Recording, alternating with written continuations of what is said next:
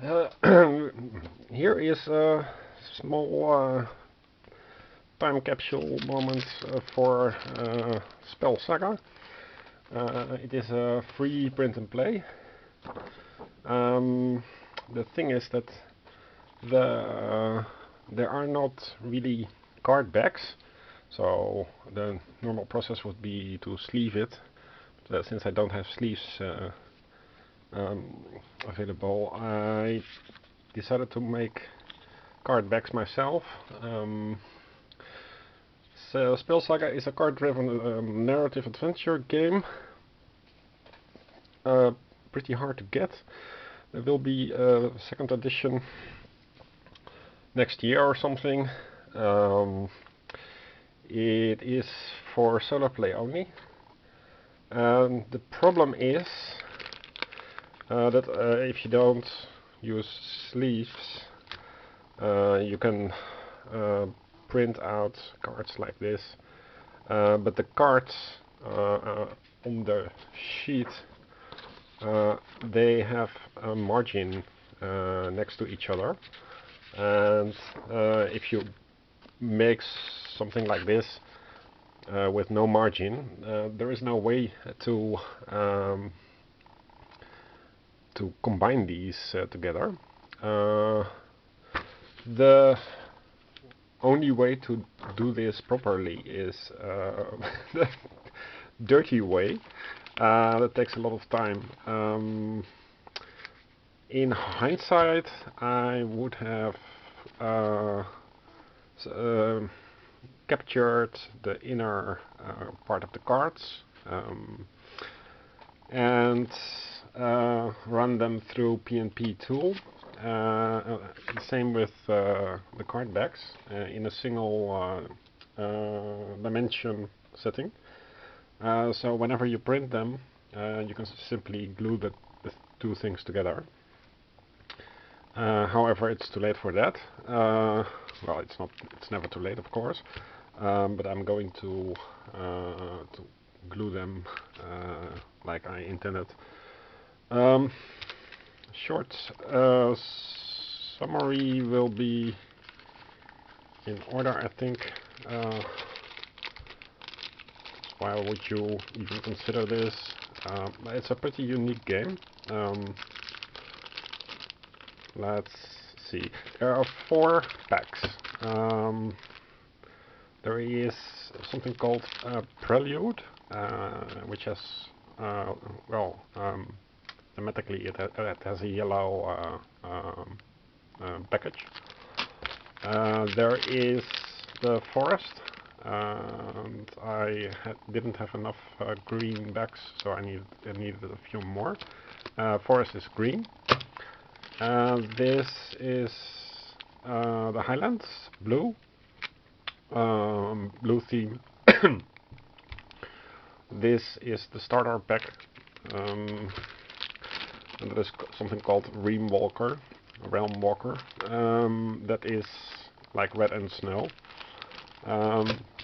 They all have the same kind of structure, that you have some kind of table space where you order your cards into specific areas.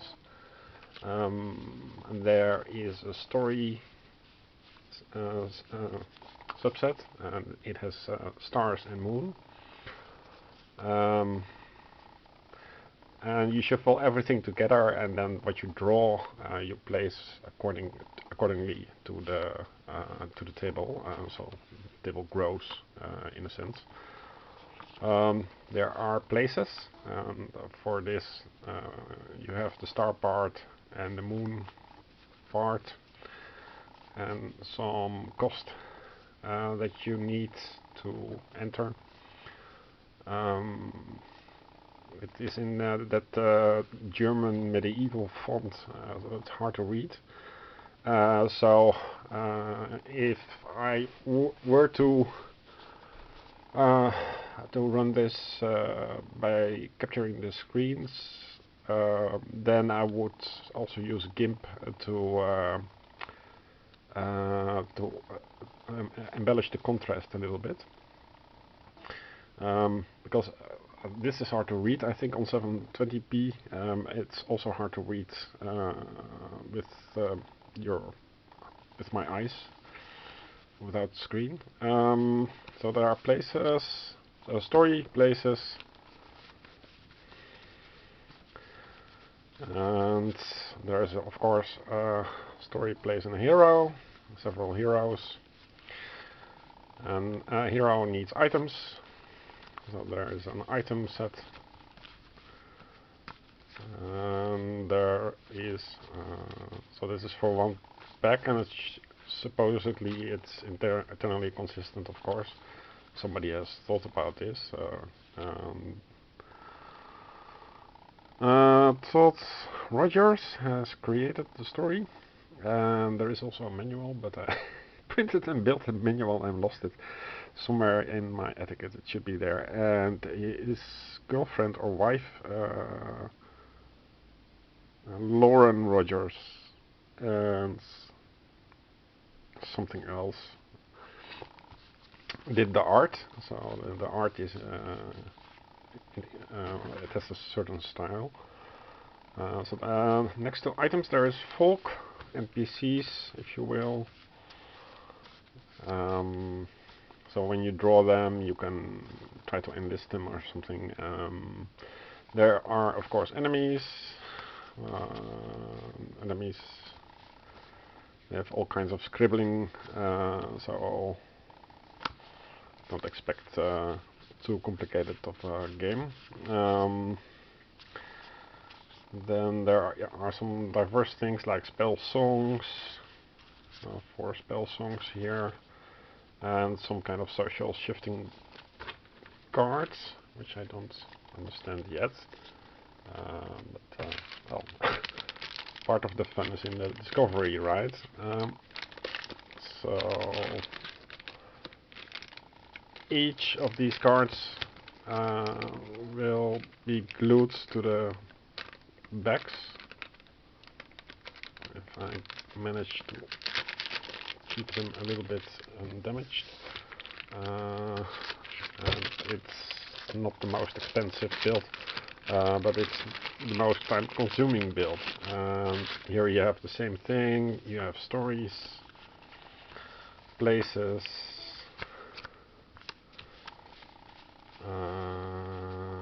this is the Realm Walker, the bonus, the 4th set. Places,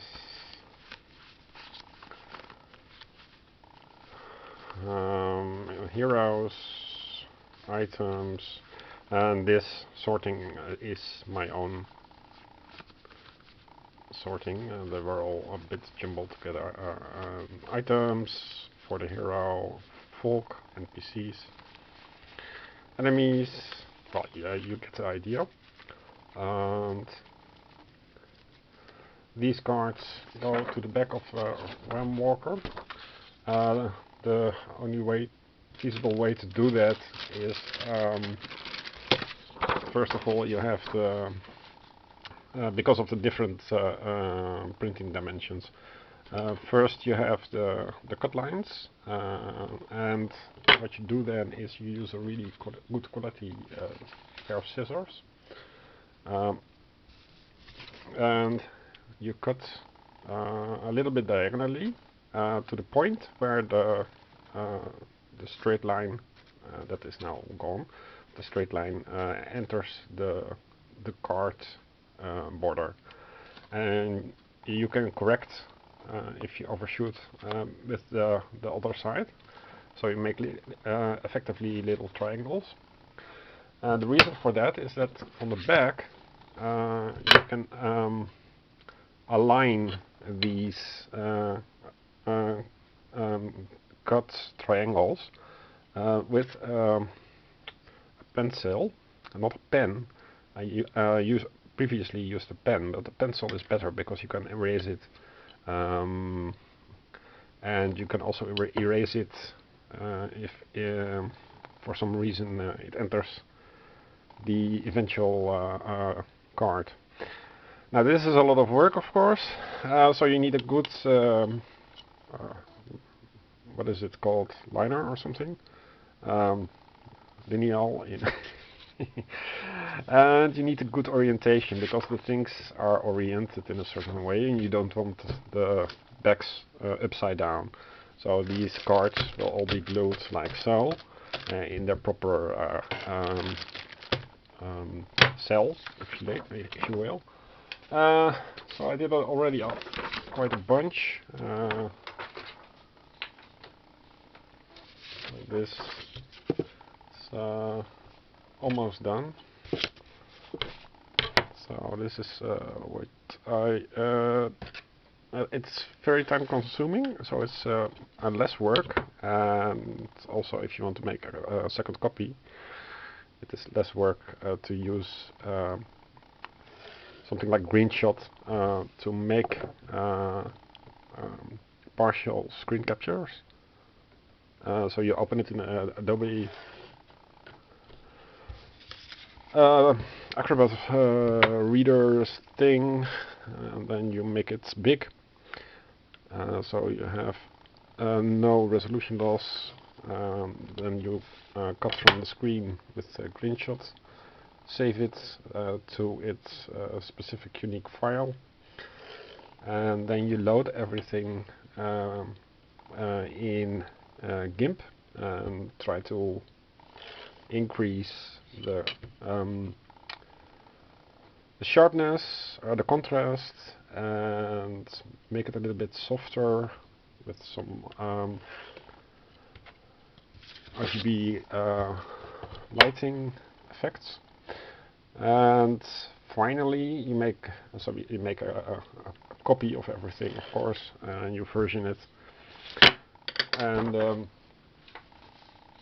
yeah, finally you decide on the background. The background for the original game is all backs are identical, so you only need one back, but I used per pack different backs because it looks better that way. And then hit PNP tool, and that should make you then you see also that you have enough front and